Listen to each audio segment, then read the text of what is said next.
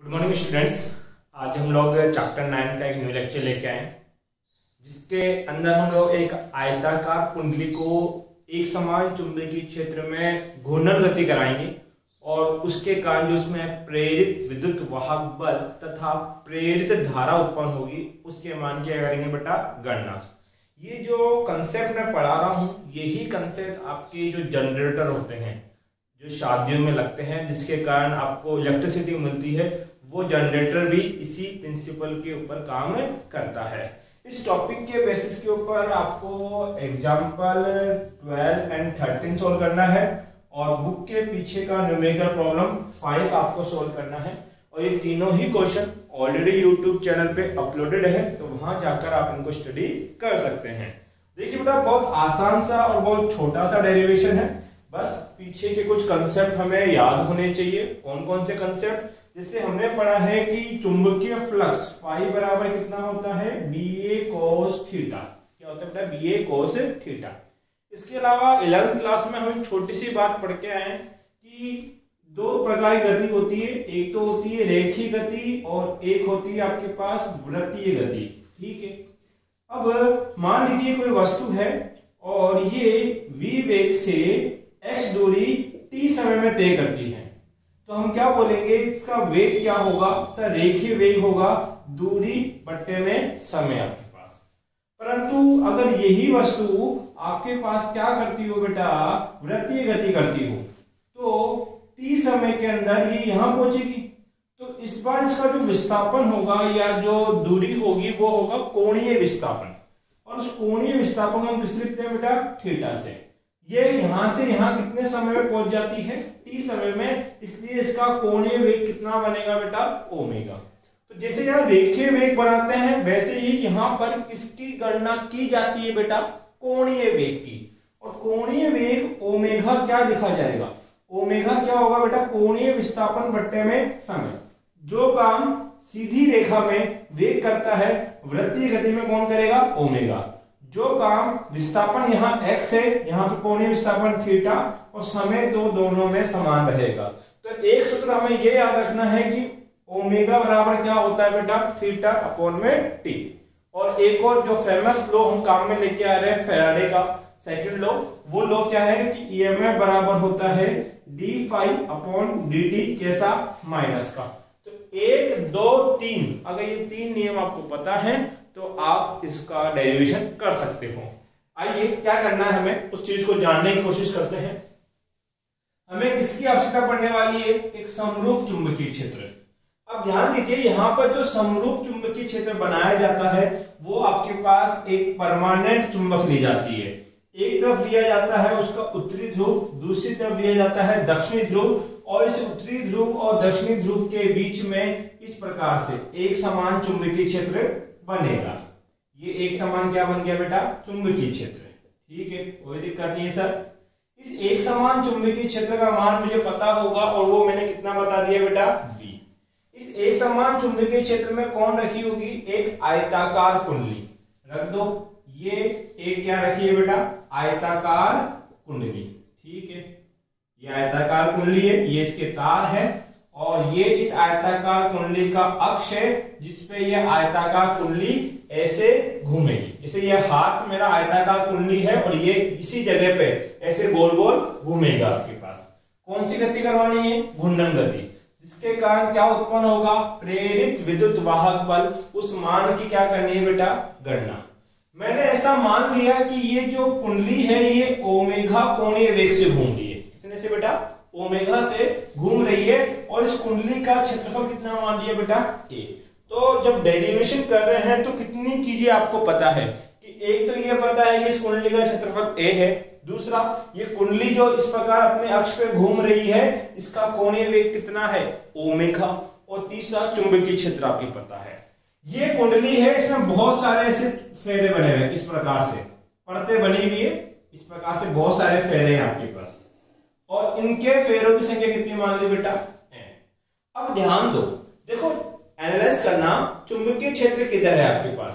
Sir जी ये north और ये साउथ, ये नॉर्थ और ये क्या बेटा? साउथ। और मेरा जो ये हाथ है ये कुंडली है, ये कुंडली का क्या हुआ? सदिश क्षेत्रफल। इधर ही जाएगा लंबवत भाग की ओर, और अभी चुंबकीय क्षेत्र भी इधर है, तो इनके मध्य कोण क्या होगा 0 डिग्री। ठीक है, अगर इस स्थिति में रखी है, फिर मेरी कुंडली ऐसे घूम जाएगी, तो चुंबकीय क्षेत्र तो उधर ही रहेगा, लेकिन क्षेत्रफल सदिश की दिशा बदल जाएगी, अर्थात इनके मध्य कोणीय विस्थापन आ जाएगा। फिर ये घूमेगी, फिर कोणीय विस्थापन बदलेगा, फिर ये घूमेगी, कोणीय विस्थापन 90 हो जाएगा, फिर ये घूमेगी, कोणीय विस्थापन 90 से बड़ा हो जाएगा, और ऐसे आ गई। तो अब ये दोनों विपरीत हो गए, कोणीय विस्थापन कितना हो गया बेटा 180 डिग्री। अर्थात जैसे जैसे मेरी आयताकार कुंडली घूर्णन करेगी थीटा बदलेगा, थीटा बदलेगा तो मैं बोल सकता हूं कि कोणीय वेग ओमेगा बराबर होता है थीटा बटा टी। तो यहां से थीटा बराबर क्या लिख सकता हूं ओमेगा टी, बड़ी आसानी से लिखा जा सकता है। एक चीज बताओ, चुंबकीय क्षेत्र किधर जा रही है सर, ये नॉर्थ है और ये कौन है मेरा साउथ है, और चुंबकीय बल रेखाएं इस प्रकार से आपके पास बन रही है एक समान। ये कुंडली रखी है, बताओ इसमें से चुंबकीय बल रेखाएं गुजर रही है क्या? हाँ, ऐसे रखोगे तब भी कुछ गुजरेगी, ऐसे रखोगे तब भी कुछ गुजरेगी, और ऐसे रखोगे तब कितनी हो जाएगी 0। अर्थात जब ये कुंडली ऐसे घूमेगी तो अलग अलग चुंबकीय बल रेखाओं को काटेगी, यहाँ पर अधिकतम काटेगी, यहाँ पर जब ऐसे हो जाएगी तो क्या काटेगी बेटा न्यूनतम। अर्थात हम ये बोल सकते हैं कि जब आयताकार कुंडली एक समान चुंबकीय क्षेत्र में घूमती है तो चुंबकीय बल रेखाओं को काटती है, और जब काटती है तो उसके अंदर क्या उत्पन्न होगा फ्लक्स। तो क्या बोलेंगे आयताकार कुंडली में उत्पन्न फ्लक्स, इसको कितना मान लेता हूं 5, और 5 बराबर क्या होता है BA cos थीटा। क्या थीटा का मान आपको पता है? हाँ सर, तो 5 बराबर कितना हो जाएगा BA cos ओमेगा टी। परंतु हमने फेरे कितने लिए हैं बेटा n, फेरे n है, इसलिए फ्लक्स का मान भी कितने टाइम्स होगा n टाइम्स होगा। तो 5 बराबर कितना मान प्राप्त हुआ n BA cos omega T. अब ये फ्लक्स कट रहा है, और जहां फ्लक्स कटता है वहां पे क्या उत्पन्न होता है प्रेरित विद्युत वाहक बल, और प्रेरित विद्युत वाहक बल का सूत्र क्या होता है -k d∅ अपॉन में क्या dt। EMF बराबर -d/dt, तो एज इट इज, और फाई का मान कितना निकाला गया है NBA cos ओमेगा टी, रख दो भैया NBA cos ओमेगा टी। ठीक है, इस संख्या को मिटा देते हैं ताकि आगे कर पाए। आगे देखो, ध्यान दो बच्चा पार्टी, यहां पे देखो हम लोग किसके सापेक्ष अवकलन करने जा रहे हैं t के सापेक्ष। तो केवल ये जो cos ओमेगा टी है इसका अवकलन होगा, बाकी ये तीनों चीजें तो क्या है कांस्टेंट, और कांस्टेंट को कहां फेंक दिया जाता है बाहर की ओर। तो EMF कितना हो जाएगा -k NBA d/dt cos of omega T. इसका क्या करेंगे बेटा अवकलन, तो अवकलन याद रखो इसका NBA cos का क्या होता है सर माइनस का sin ओमेगा टी, क्या होता है माइनस के sin ओमेगा टी। अब ये जो ओमेगा टी है इसको भी टी के सापेक्ष अवकलन करना पड़ेगा, तो सर d/dt ऑफ क्या करेंगे ओमेगा टी, तो ओमेगा तो कांस्टेंट बाहर, dt/dt कितना हो जाएगा 1, अर्थात इसका अवकलन कितना आएगा ओमेगा। अब इसका जो सॉल्यूशन आया उसको इससे मल्टीप्लाई करना पड़ता है, ये इसका संपूर्ण क्या हो गया अवकलन आपके पास। अब देखो ये माइनस और ये माइनस गुणा होंगे, गुणा होके क्या हो जाएंगे बेटा प्लस, तो EMF कितना हो जाएगा NBA omega of sin omega T, क्या हो जाएगा बेटा sin ओमेगा टी आपके पास। ये EMF का मान आया। यहां देखो कुछ चीजें नियत हैं, जैसे बात करो, मान लीजिए आपने कोई जनरेटर बनाया, क्या बनाया कोई जनरेटर, ये जनरेटर का सिद्धांत है आपके पास। ये कीड़ा बहुत परेशान कर रहा है सामने, देखो बालक जनरेटर है, तो एक बार अगर आप इस जनरेटर की एक आयताकार कुंडली बना दोगे तो उस कुंडली में कितने फेरे बनाओगे 50, 100, जो भी संख्या आप लगाओगे फेरों की संख्या वो नियत रहेगी भाई, ये इसके अंदर घूमेगी तो फेरों की संख्या में कोई बदलाव नहीं होगा। तो n क्या है कांस्टेंट, इसका क्षेत्रफल जितना एक बार बन गया वो कभी बदलेगा नहीं, ये भी कांस्टेंट है। हमने दो परमानेंट चुंबक लगाए हैं, इसलिए चुंबकीय क्षेत्र के मान में कोई परिवर्तन नहीं होगा, तो बी भी क्या रहेगा, हमेशा कांस्टेंट। और मैं ये मान के चल रहा हूं कि ये कुंडली हमेशा एक नियत कोणीय वेग से घूमती है, तो ओमेगा को भी क्या मान लेता हूं मैं, कांस्टेंट। तो यहां पर एक नया नियतांक मानता हूं, कितना, ई नोट। ई नोट को बोला गया है क्या बेटा, अधिकतम, क्या, अधिकतम प्रेरित विद्युत वाहक बल, और ये मान किसके बराबर होगा, एन बी ए ओमेगा। क्योंकि इन सब का गुणा हमेशा एक फिक्स मान आएगा, इसलिए इसको मैंने एक कांस्टेंट मान लिया, और उस कांस्टेंट को क्या बोला जाता है बेटा, अधिकतम प्रेरित विद्युत वाहक बल। अब इसकी जगह अगर ई नॉट रख दोगे तो विद्युत वाहक बल का मान कितना हो जाएगा, ई नॉट साइन ओमेगा टी।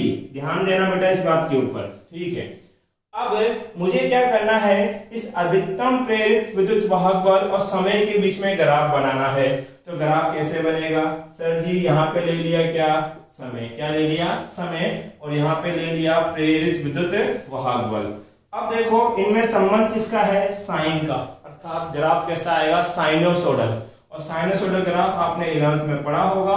अगर आप लोगों ने ऑक्सीलेशन पढ़ा है, दोलन पढ़ा है, तो एक चैप्टर था 11th में दोलन, आपके पास सरल आवर्ती दोलन बोलते हैं, एसएचएम, सिंपल हार्मोनिक मोशन, उसके अंदर हमने साइन का ग्राफ पढ़ाया था। ये अधिकतम पीक किसको बताता है बेटा, ई नोट को, ये किसको बताता है, माइनस के ई नोट को। आपके पास ये कितना होगा, 0, ये होगा t/2, ये होगा आपके पास t समय, यहाँ पे समय लिखा जाएगा t/4, और यहाँ समय होगा 3t/2 आपके पास, ठीक है। ये पूरा समय आपके पास हो गया अंतराल।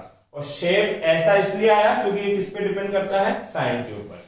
इसमें एक और चीज हमें ज्ञात करनी है बेटा, वो क्या ज्ञात करना है, यदि आयताकार